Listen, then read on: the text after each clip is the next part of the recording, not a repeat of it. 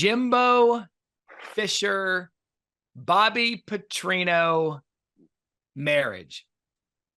Paul, why couldn't Jimbo go up there and answer the question? Our intent is for Bobby to call the game on offense.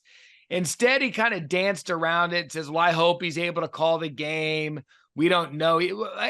Why do that? Was he marking his territory? Like, why do that now? What's the point? Well, because he's heard all this chatter, and I just think he came there with an attitude. And what's really funny, Matt, he did that interview, and then the network, the SEC network, goes off the air, so he's obligated, I guess, to do one more with the network. So he comes up with me, and I had not heard what he had said because I was doing something else. I don't know. I was interviewing somebody else, and I'm just trying to go about it. I mean, it's so awkward talking to him, and he's talking a mile a minute. I didn't even realize he had said it because one of the Texas Ag guys came up to me afterwards and said, I can't believe he admitted on your show that Bobby Petrino is calling the plays. And I think he slipped up. He was like rambling on about the marriage, and he said it, and you can't understand Jimbo anyway.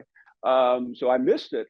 But he just cannot relax. But I after all this, which has nothing to do with the football field, I got the distinct impression that he feels really good about this situation. And he doesn't care about the $75 million buyout. And why should he? I mean, would you care if you had a $75 if I knew it was buyout? No. Yeah. Here's what we know, Paul, and this is why it's going to be fascinating to watch. Texas A&M's loaded with 5-star talent, 4 and 5-star talent. We know that.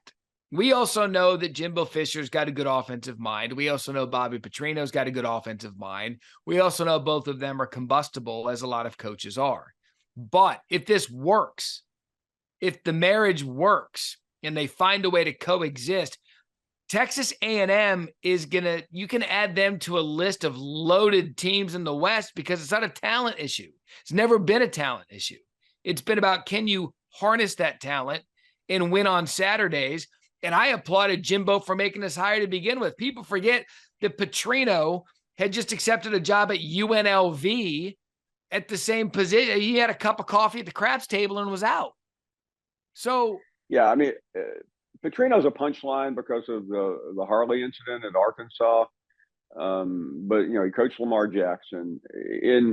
12 years ago, he was the second best coach in the SEC behind Saban. He was rolling. And, he just, it doesn't matter anymore that he's a bad guy or he's doesn't care about. I mean, listen, there are a lot of bad guys in every sport. But he is going to help that program. They have a good quarterback in Connor Wegman. He's very capable. They got stars across the board. And I think they're going to have a seriously good year.